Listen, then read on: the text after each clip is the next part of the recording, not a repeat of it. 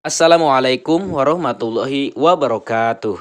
Terima kasih yang sudah mengunjungi channel kami. Dalam kesempatan kali ini, kita akan melanjutkan pembahasan soal ujian sekolah matematika SD. Nah, ini merupakan video yang kedua ya. Di video kedua ini, kita akan bahas soal yang ke-6 sampai soal yang ke-10. Di soal ke-6, kita perhatikan mengenai soalnya. Nenek membuat kunyit asam dengan perbandingan kunyit dan gula 5:3. Jika kunyit yang digunakan 8 kilogram lebih banyak dari gula, maka gula yang dibutuhkan nenek adalah titik-titik. Nah, kita perhatikan soal di atas, kunyit dan gula itu berbanding 5:3. Berarti di sini ada perbandingan ya, selisih perbandingan antara kunyit dan gula adalah 2. Dan kita perhatikan dalam soal tadi, kunyit yang digunakan 8 kilogram lebih banyak dari gula. Maka 8 ini kita bagi selisih perbandingan. 8 dibagi 2 sama dengan 4 kilogram. Nah, kita tentukan ya berapa kilogram kunyit dan berapa kilogram gula. Kunyit tadi perbandingannya adalah 5. 5 kita kalikan 4 ya, 4 kilogram. 5 dikali 4 kilogram sama dengan 20 kilogram. Kemudian gula, tadi perbandingannya adalah 3. 3 dikali 4 kilogram sama dengan 12 kilogram. Nah, sekarang kita bisa menentukan ya gula yang dibutuhkan nenek adalah 12 kilogram. Nah, jadi jawabannya adalah B, 12 kilogram. Selanjutnya soal yang ketujuh. Urutan pecahan dari yang terkecil. Nah, ini kita urutkan dari yang paling terkecil. 0,25, 2/3, 3/6, 36%, 30%, dan 0,33. Kita urutkan dari yang paling terkecil. Sebelumnya kita ubah dulu ya. Kita ubah dulu. Misalkan di sini kita ubah ke bentuk desimal. Nah, di sini ada beberapa yang sudah desimal, kemudian yang harus kita desimalkan adalah yang pecahan biasa, kemudian yang persen. Yang pertama 0,25 ini adalah sudah bentuk desimal ya, maka ini kita tuliskan 0,25. Selanjutnya 2/3. 2/3 ini kita ubah ke bentuk desimal, berarti 2 dibagi 3 ya. 2/3 itu sama halnya 2 dibagi 3. 2 dibagi 3 sama dengan 0,66.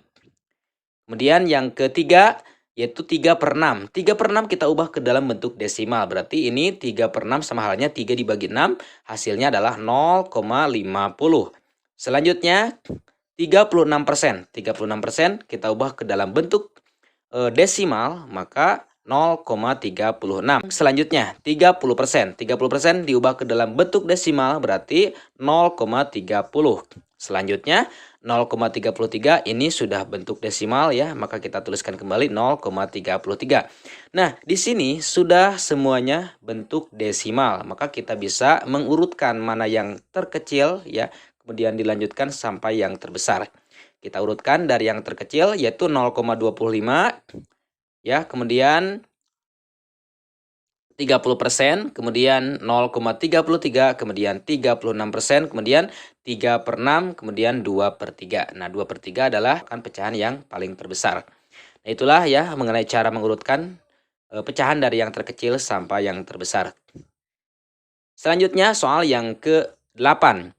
KPK. KPK itu adalah kelipatan persekutuan terkecil. KPK dari 90 dan 250 adalah A, B, C, atau D. Nah, kita tentukan bagaimana caranya, yaitu dengan cara kita membagi 90 dan 250 ini dibagi dengan bilangan prima. Yang mana bilangan prima itu adalah bilangan yang memiliki dua faktor. Nah, kita bagi ya 90 dan 250 ini kita bagi dengan bilangan prima. Yang pertama adalah 2. 2 ini adalah merupakan bilangan prima yang paling terkecil.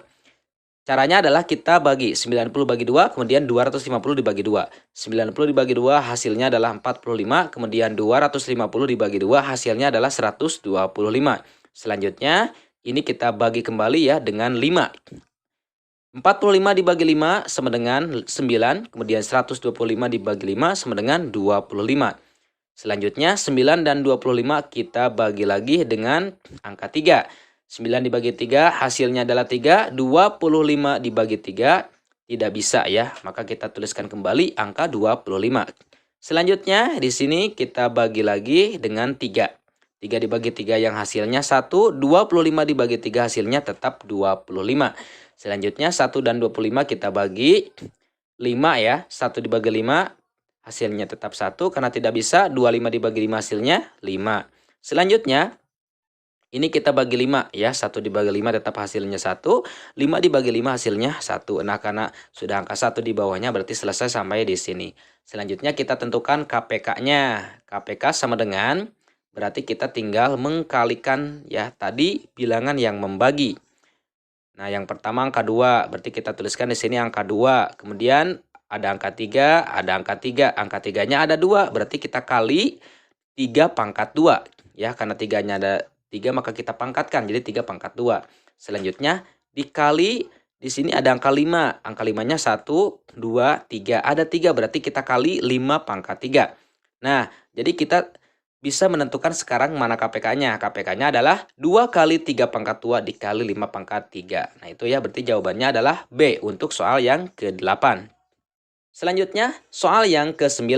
Tentukan FPB. FPB itu adalah faktor persekutuan terbesar. FPB dari 48, 72, dan 96 adalah titik-titik. Nah, kita kerjakan sama seperti tadi ya dalam tabel ini. 48, 72, 96 kita bagi dengan bilangan prima.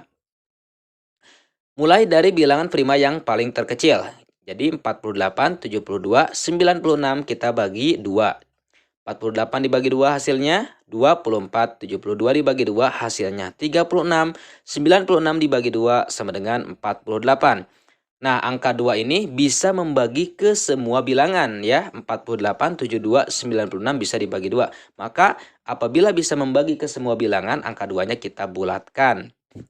Selanjutnya kita bagi 2 kembali. 24 dibagi 2 hasilnya 12. 36 dibagi 2 hasilnya adalah 18. 48 dibagi 2 hasilnya adalah 24. Nah, angka 2 bisa membagi ke semua bilangan. Maka kita bulatkan kembali. Selanjutnya masih tetap kita bagi 2 ya. Bilangan prima 2.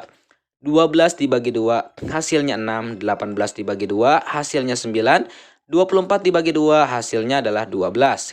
Nah, karena angka 2 ini bisa membagi ke semua bilangan, maka angka 2 ini kita bulatkan kembali. Selanjutnya masih tetap dibagi 2. 6 dibagi 2 hasilnya adalah 3. 9 dibagi 2 tidak bisa, maka kita tuliskan kembali 9. Selanjutnya 12 dibagi 2 hasilnya adalah 6. Nah, karena 3 ini tadi tidak bisa membagi salah satunya ya. 9 tidak bisa dibagi 2. Maka apabila tidak bisa membagi ke salah satu bilangannya, maka jangan dibulatkan. Selanjutnya kita bagi 3 ya. 3 dibagi 3 hasilnya 1, kemudian 9 dibagi 3 hasilnya adalah 3, kemudian 6 dibagi 3 hasilnya adalah 2. Ya, nah, karena angka 3 ini bisa membagi ke semua bilangan, maka kita bulatkan ya. Kemudian kita bagi 3 ya. 1 dibagi 3 tidak bisa, maka kita tuliskan 1 ya. Kemudian 3 dibagi 3 hasilnya adalah 1. Kemudian 2 dibagi 3 karena tidak bisa maka kita tuliskan. Nah, selanjutnya kita tentukan FPB-nya. Berarti FPB adalah tadi kita lihat angka-angka yang bisa membagi ke semua bilangan. Nah, berarti di sini ada angka 2 yang jumlahnya ada 3 ya. Berarti kita tuliskan 2 pangkat 3. Kemudian dikali 3 ya. Nah, jadi yang dibulatkan kita lihat dalam tabel angka 2 ada 3. Kemudian angka 3-nya ada 1. Berarti FPB-nya adalah 2 pangkat 3 dikali 1. 2 pangkat 3 berarti itu adalah 8 ya. 2 pangkat 3 sama dengan 2 dikali 2 kali 2 hasilnya 8. Kemudian dikali 3. 8 dikali 3 sama dengan 24. Nah, berarti FPB-nya adalah 24. Selanjutnya, soal yang ke-10. Burung kutilang berkicau setiap 40 menit. Dan burung perkutut berkicau setiap 30 menit. Kedua burung berkicau bersama pukul 8.36. Nah, jadi kedua burung ini ya berkicau secara bersamaan yaitu di pukul 8.36. Maka keduanya akan berkicau kembali. Nah, akan berkicau kembali nanti pada pukul berapa? Nah, tadi dalam soal ya diketahui burung kutilang itu berkicau setiap 40 menit. Maka kita tuliskan kelipatan 40.